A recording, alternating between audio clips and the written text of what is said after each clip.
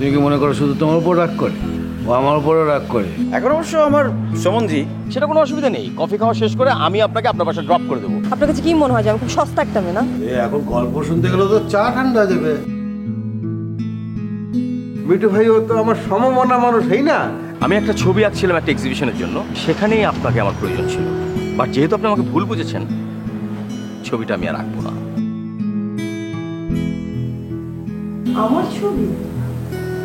কি ঠিক আছে, ব্রেকআপ? আরে না, বিদেশে যাব না। হঠাৎ করে আমার ছবি আঁকতে গেলেন কেন? আসলে বিষয়টা আপনি না, বিষয়টা হচ্ছে আপনার চোখ।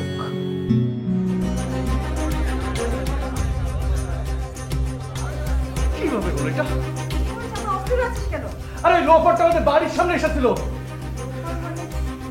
হ্যাঁ, আরে বাইক নিয়ে পালিয়ে গেছে। আরে তোর জন্য ওকে আমি ধরতেই পারিনি। একবার যদি ধরতে পারতাম না, একটু জ্যান্ত পুঁতে ফেলতাম। কি রে, কি হয়েছে? মা, ও নাকি একটু আগে অয়নকে দেখেছিল। অয়ন নাকি আমাদের মহল্লায় এসেছে। বলিস কি? মা বাইক নিয়ে পালিয়ে গেছে, আর একটুর জন্য ওকে ধরতেই পারলাম না। আচ্ছা শোন, তুই একটু শান্ত হয়ে বস না। আপু তুই কি বলছিস? এই অবস্থা আমি শান্ত হয়ে বসে থাকবো? তুই বুঝতে পারছিস ওকে যদি একবার ধরতে পারতাম না, সামান্তা কোথায় আছে সব তথ্য জানতে পারতাম। আরে শোন, ও এখানে কেন এসছে সেটা জানিস? ও পাপ্পা, পাপ্পার সাথে কথা বলছিল। ওই হারামজাদা সব জানে। ওকে আজ আমি খুন করে ফেলবো। এই এই সুমন, আরে এই যে দেখ, একে নিয়ে না আমি আর পারি না। আবার কোন কেলেঙ্কারি করে বসবে। তুই যা তো ডেকে নিয়ে আয়। তোমার কি ধারণা তোমার ছেলে এখনো বসে আছে যে গিয়ে আমি ওকে খুঁজে পাবো? তাহলে ফোন কর, ফোন করে বল আমি ওকে বাসায় আসতে বলেছি। আচ্ছা আচ্ছা দাঁড়াও।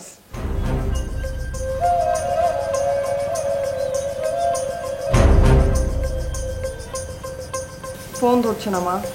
আবার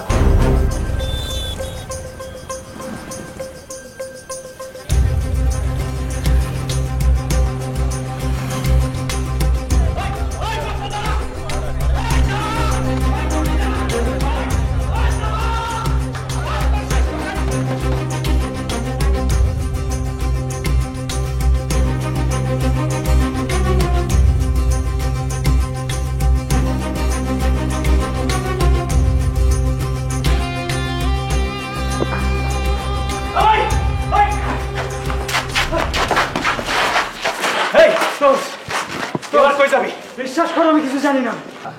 কেউ বাঁচাতে পারবো না। সত্যি সত্যি বলে দে অয়ন এখন কোথায় আছে, নইলে কিন্তু তোর আমি ছাড়ুম না। ক ক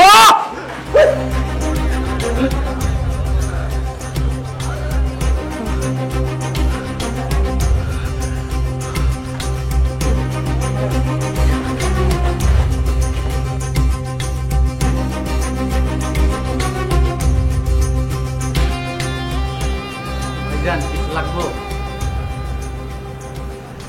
না রে, কিছু লাগবে না। আপনার একটা কথা জিজ্ঞেস করি। বল। ভাইজান, আজকে যে ম্যাডাম আসছিল সে কে? কেন? না মানে কখনো তো আপনার কাছে তেমন কেউ আসে না, আবার দেখি তার ছবিও আঁকলেন। সে কি আপনার বিশেষ কেউ? বিশেষ কেউ মানে? না মানে থাকে না, ওই ধরেন স্পেশাল তেমন আর কি। শোন, আমার কাছে সবাই স্পেশাল। তুইও আমাকে স্পেশাল। তোর ইয়ে রুমি ভাই, উনিও আমাকে স্পেশাল। সুতরাং কেউ আলাদা না। ওকে ভাইজান, রুমি ভাইয়ের কিন্তু একটা ছবি এঁকে দিন। বেচারা খুব আশা করে আছে। আমারে দুঃখ করে বলতেছিল আগে একজনরে দিয়া তার ছবি আঁকাইছিল, সেই ছবি নাকি নায়ক মান্নার মতো হয়ে গেছে। আচ্ছা, হয়েছে, তার স্টোরি আমি জানি, আমাকে আবার রিপিট করতে হবে না। ভাইজান, ম্যাডাম কিন্তু সুন্দর আছে। তোর মতলবটা কি বলতো? না মানে আপনার আব্বা আম্মা তো বিদেশে থাকে, তারা না কত করে চাইছে আপনি একটা বিয়া করেন। ওনারা কিন্তু ম্যাডামরে পছন্দ করব।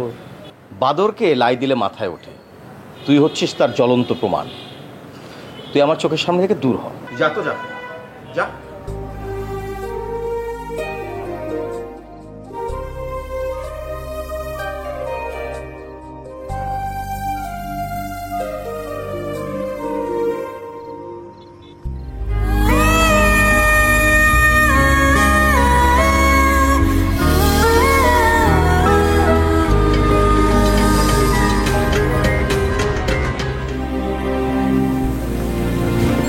আপনারা? আপনার ছেলের বিরুদ্ধে ওয়ারেন্ট আছে, উনি মারার কাছে রাখেন। না না না না না, এটা হতেই পারে না, হতেই পারে না, হতেই পারে না। কি হচ্ছে বাবা? তোমার কি হলো? কি হচ্ছে? হ্যাঁ? এই তোমার কি হলো?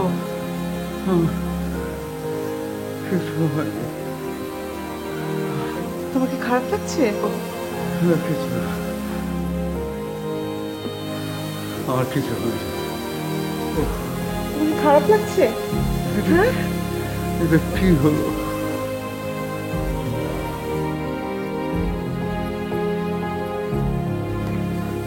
স্যার তোরা কেউ নেই। ঠিক আছে, তাহলে আমরা পরে আসি।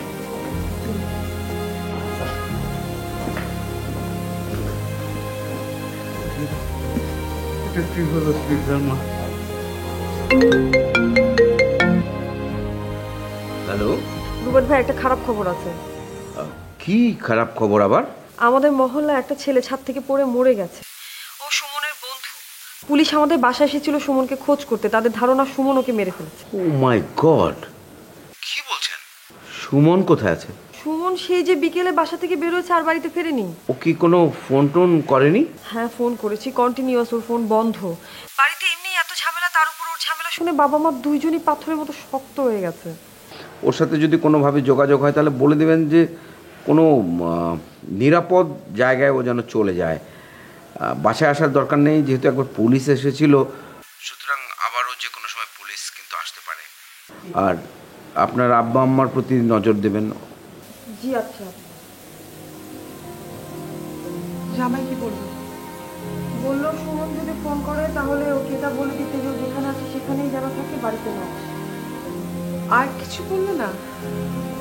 ওর তো নিশ্চয়ই পুলিশে অনেক জানাশোনা আছে। আচ্ছা মা, আমি তো এই বিষয়ে কোনো কথা জিজ্ঞেস করিনি। তার পুলিশে অনেক জানাশোনা আছে কিনা সেটা তুমি কালকে সকালে সে আসবে, তার কাছে জিজ্ঞেস করে নিও।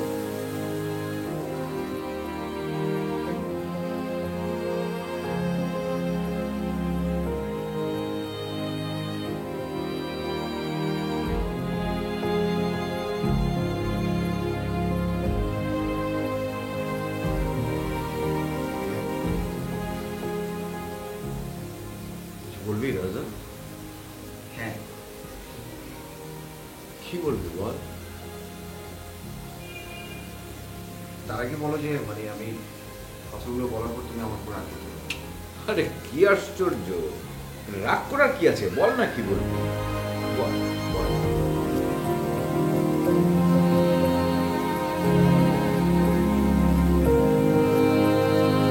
ভাইয়া,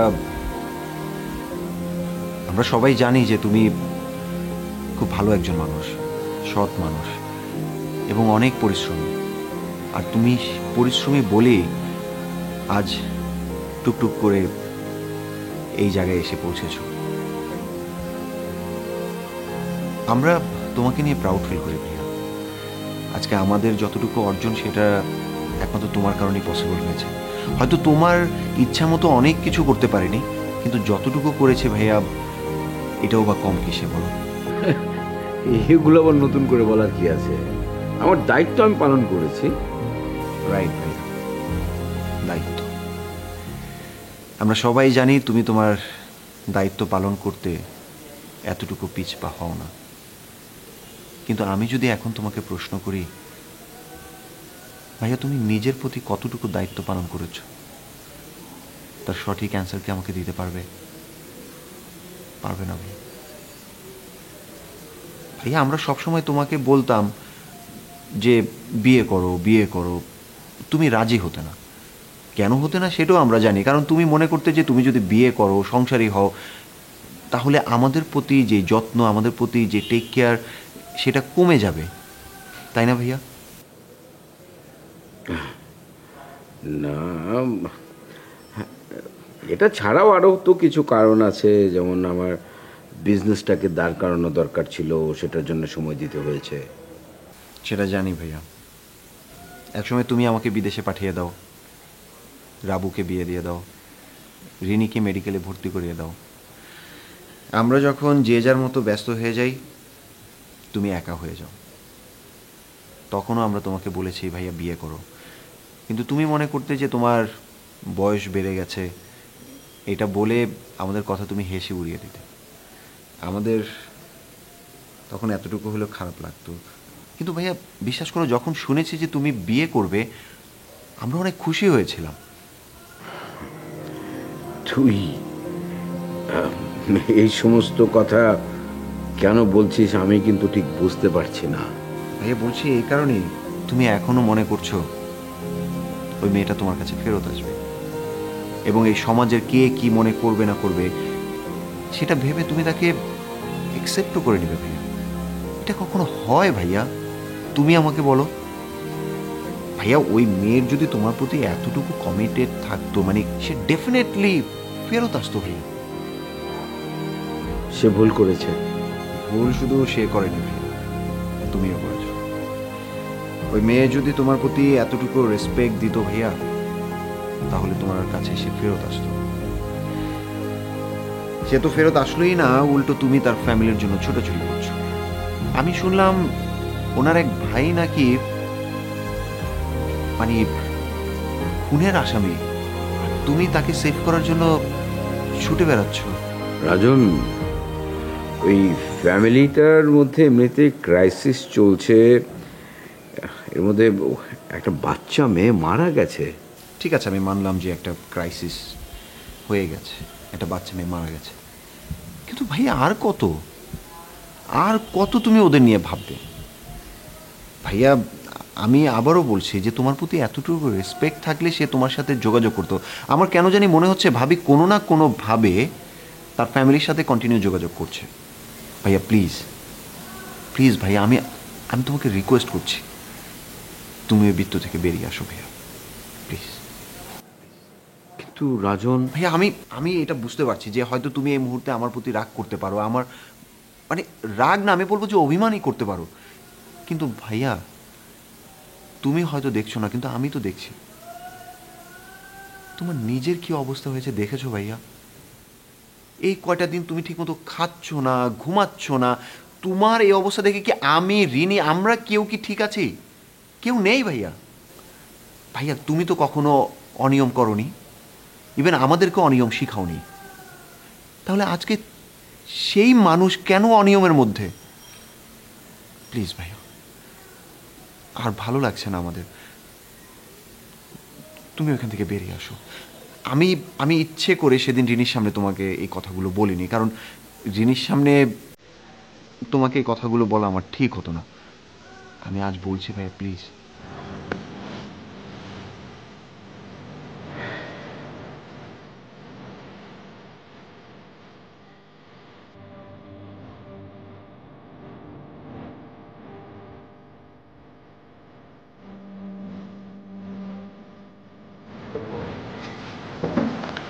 মর্নিং ভাইয়া। ভাইয়া এখন উঠেনি ঘুম থেকে। দেখি আসলো তো অনেক দিন, দেখ মানে এখনো ঘুমের শিডিউলটা চেঞ্জ করতে পারেনি। তা না ভাইয়া, তেমন কোনো কাজ নেই তো, এই জন্য ভাইয়া এখনো উঠেনি। তোমার কোনো দরকার ভাইকে? না না না, এমনি জিজ্ঞেস করলাম।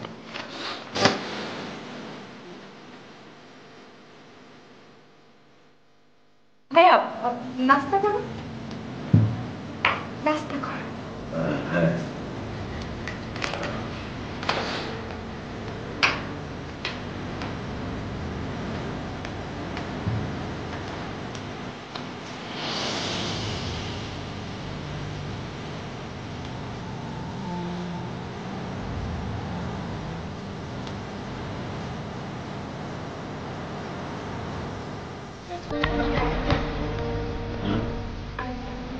না রে, এত কম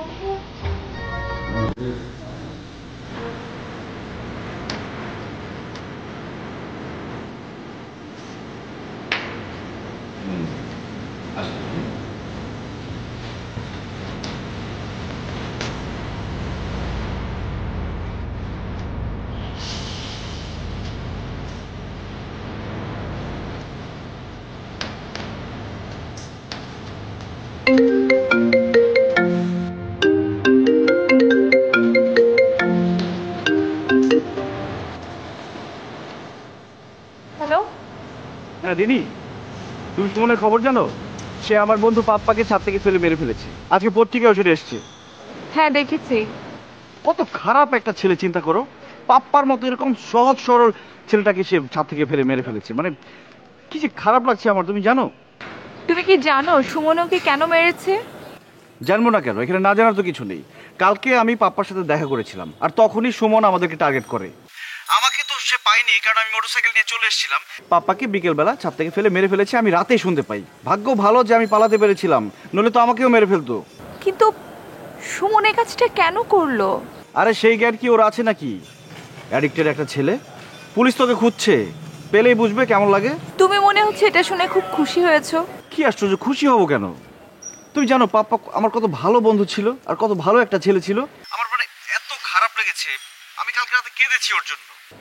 মানে আমি যদি সুমনকে পাই না, আমি নিজে ওকে পুলিশের হাতে তুলে দিব। তুমি খুব ভালো একটা কাজ করেছো, ওর সাথে সম্পর্কটা নষ্ট করেছো। আচ্ছা অয়ন, আমি এখন ফোনটা রাখি।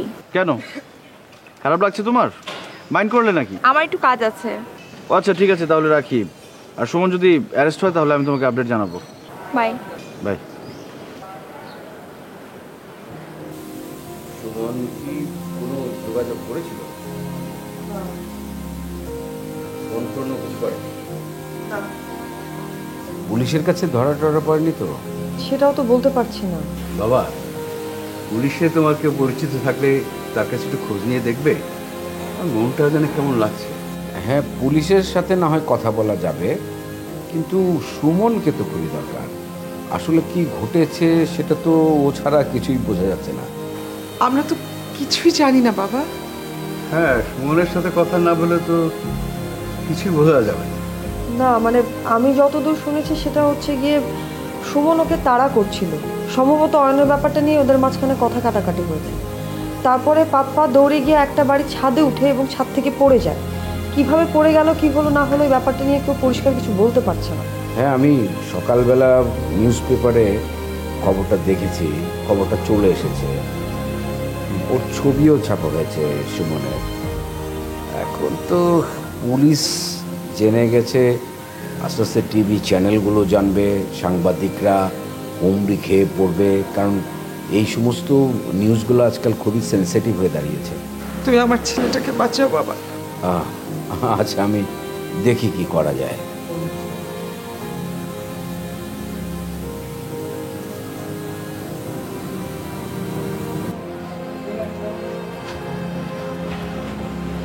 জি বস। মিঠু, তুমি এখন কোথায়? এই যে বস, বাসা থেকে বাড়াইতেছি। ও শিগগির তুমি আমার অফিসে চলে আসো তো। আচ্ছা বস, আচ্ছা আসতেছি আসতেছি। দেখি কি করা যায়।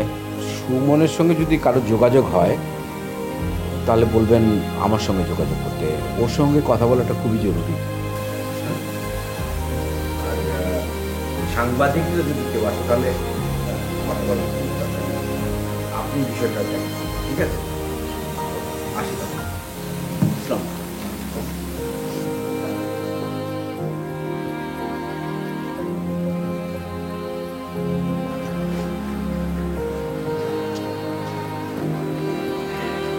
হ্যালো। তুমি একদিনও তাড়াতাড়ি এসেছো? আরে আমি কি করব, প্রতিদিনই আমি টাইমলি বের হই, কিন্তু কেন জানি মনে হয় প্রতিদিনই আগের দিনের চেয়ে বেশি জ্যাম থাকে। আমি বুঝি না এরকম দেশে মানুষ কি করে সার্ভাইভ করে। মানে আমাকে দিয়ে তো পসিবলই না। কি বললা? না না, পসিবল, আমি তো এদেশেই থাকবো, মানে অভ্যাস করে নিব। কথাটা যেন তোমার মনে থাকে। হ্যাঁ শিওর। চলো না আমরা কোনো রেস্টুরেন্টে গিয়ে বসি। না না কেন? তোমাকে আব্বু বাসায় যেতে বলেছে। আঙ্কেল যেতে বলেছে কেন? বাসায় যেতে বলেছে, যাবা, এত কোয়েশ্চেন করছো কেন? না মানে আমি বলছিলাম যে প্রতিদিন মানে প্রতিনিয়ত তোমাদের বাসায় যাওয়াটা কেমন দেখে না, সেই জন্য আর কি। তার মানে কি তুমি যেতে চাও না? না আমি সেটা বলিনি, যেতে চাই, চলো।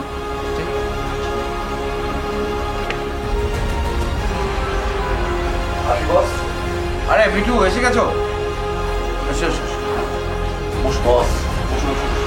আপনি ফোন করছেন, আর দেরি করি নাই, চলে আইছি। হ্যাঁ, শোনো, থানায় তোমার এখন যোগাযোগ করতে হবে। থানায়? কেন বস? হ্যাঁ, থানায়। দেখো তো সুমন নামের কোনো ছেলেকে ওরা অ্যারেস্ট করেছে কিনা। কিন্তু সুমন নাকি? সুমন হচ্ছে তোমার ম্যাডামের ভাই। ম্যাডামের ভাই? কিন্তু তার থানায় ধরে নিল কেন? আর বলো না, ওদের ফ্যামিলিতে একটার পর একটা ডিজাস্টার হচ্ছে। এমন একটা ঝামেলায় পড়ে গেছে, কোন ছেলে সে নাকি তোমার ছাদ থেকে পড়ে মরে গেছে, এখন পুলিশ ওকে খুঁজছে। বলেন কি? তুমি যাও তো, শিগগির যাও, একটু খোঁজ নিয়ে দেখো। বস, ফোনে খোঁজ নেওয়া ঠিক হবে না। কখন কোথায় কে ডিউটিতে থাকে আমি বরং থানায় যাই। হ্যাঁ ঠিক আছে, তাই যাও তাই যাও। নাম যেন কি বললেন? সুমন? হ্যাঁ। বস, আপনি কোনো চিন্তা করেন না, আমি থানায় যাই খোঁজ নিয়ে আপনাদের জানাইতেছি। আর যাও না, তাড়াতাড়ি যাও।